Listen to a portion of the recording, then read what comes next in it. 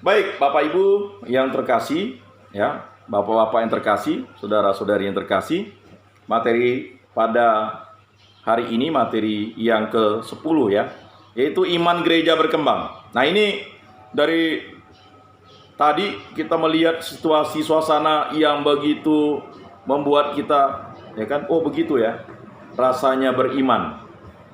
Sekarang kita masuk ke iman gereja yang berkembang.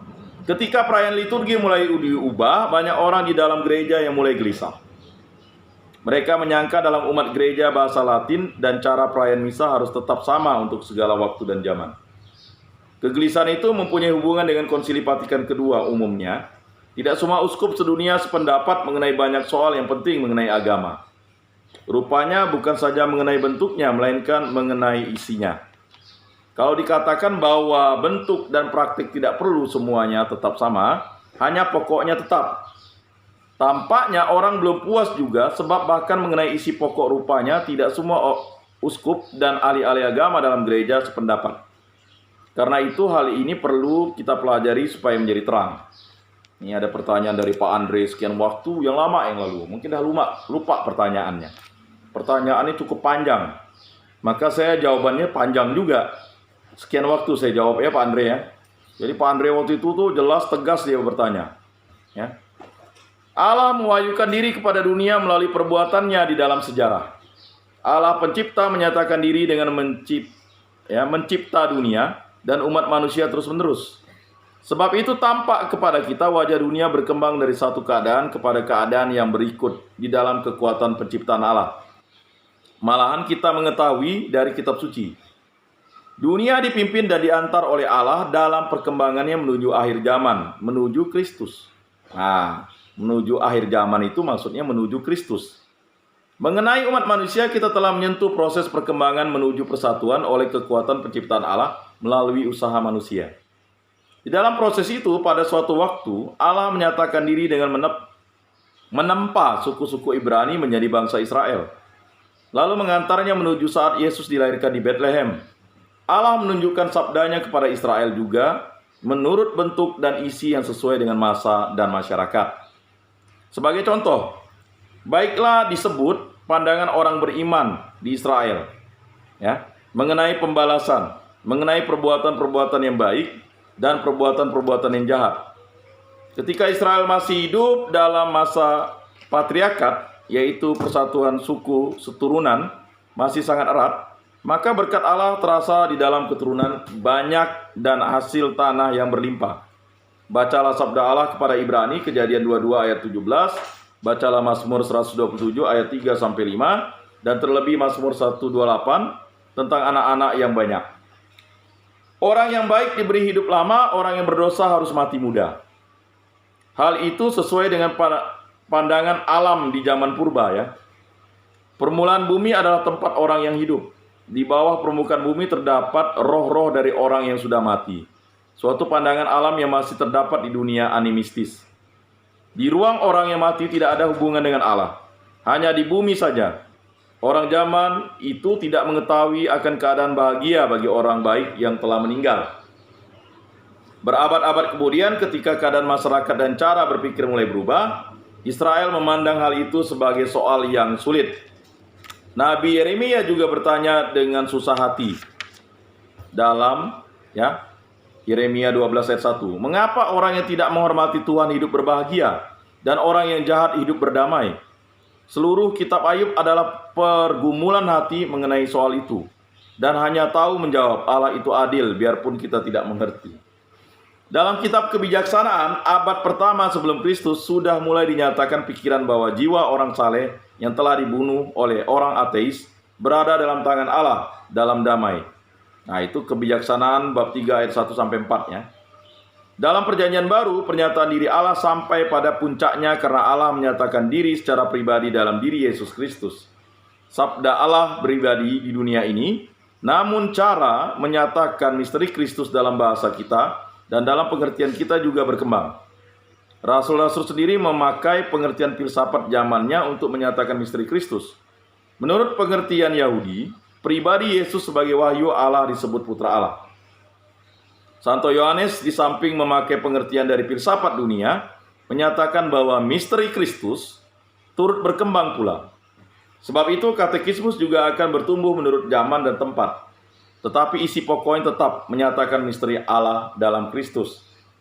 Dalam waktu peralihan dari satu zaman kepada zaman lain, banyak orang gelisah. Dan hal itu sudah terang dari sendirinya. Hal itu kita lihat dalam Konsili Vatikan kedua, di dunia Katolik umumnya, malahan di seluruh dunia. Namun umat gereja harus berusaha sebab pengkhotbahan misteri Kristus harus sesuai dengan pandangan dunia yang berbeda menurut zaman. Kalau tidak, maka tidak seorang pun dapat mengerti isi khotbah Kristus. Nah itu. Hal itu berlaku pula bagi tiap-tiap anggota gereja. Iman itu berkembang.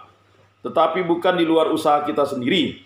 Iman seorang anak lain dengan iman seorang dewasa. Namun pertumbuhan itu merupakan gejala biasa untuk beralih. Ya.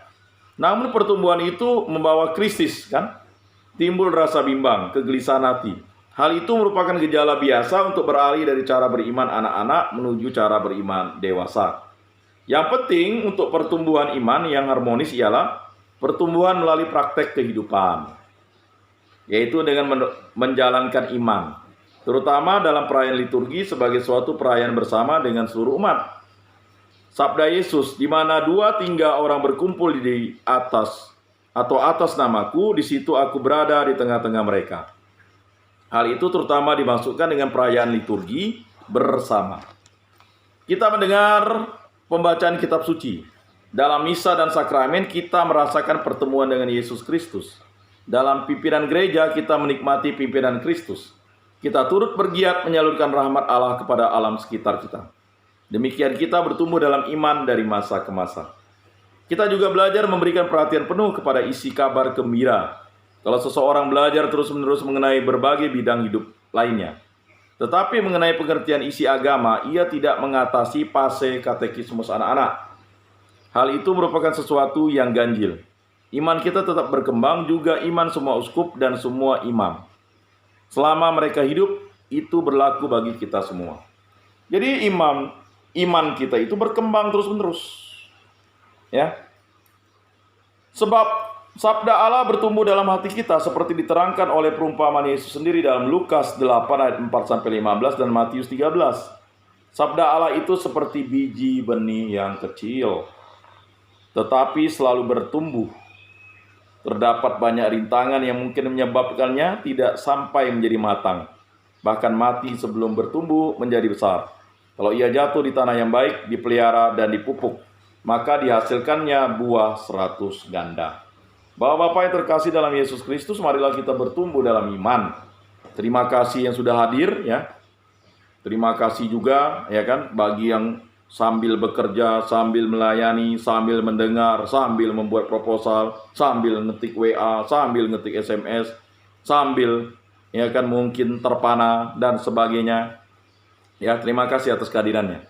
Semakin kita beriman, semakin kita bertumbuh.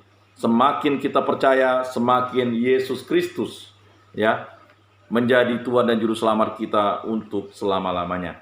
Bapak-bapak yang terkasih, demikianlah, ya, bimbingan dan penyuluhan katekisme kita pada hari ini yang saya lakukan tepatnya di Kupang, ya kan, Nusa Tenggara Timur.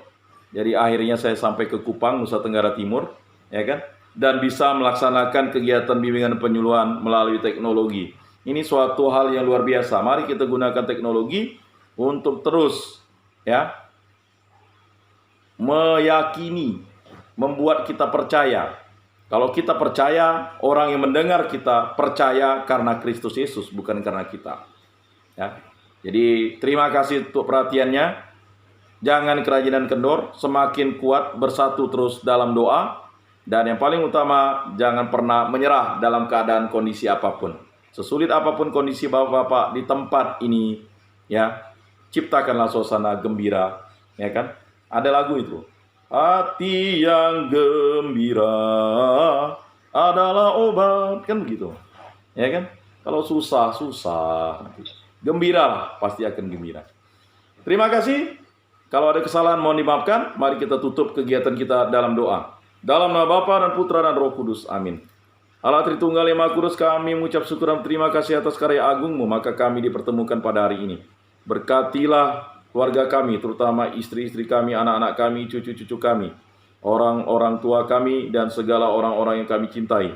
Bahkan berkatilah orang-orang yang kami benci, agar rahmat pengampunan hadir di dalam diri kami dan orang-orang yang kami benci, sehingga kami saling mencintai dan bergembira. Kami juga berdoa bagi kawan-kawan kami yang letih lesu agar dikuatkan kembali, dan juga yang memperoleh atau mendapatkan kesalahan atau penyakit atau masalah diampuni, disembuhkan, dilepaskan dari segala hal-hal yang menyebabkan masalah itu karena nama Tuhan Yesus Kristus. Berkatilah kami agar kami tetap selalu setia kepadamu untuk selama-lamanya. Semua doa ini kami serahkan dengan perantaraan Tuhan kami Yesus Kristus yang hidup dan beraja hingga sepanjang segala masa. Amin. Dalam nama Bapa dan Putra dan Roh Kudus. Amin. Salam kasih, damai, dan sejahtera. Tuhan memberkati, menyertai, dan melindungi kita semua. Salam.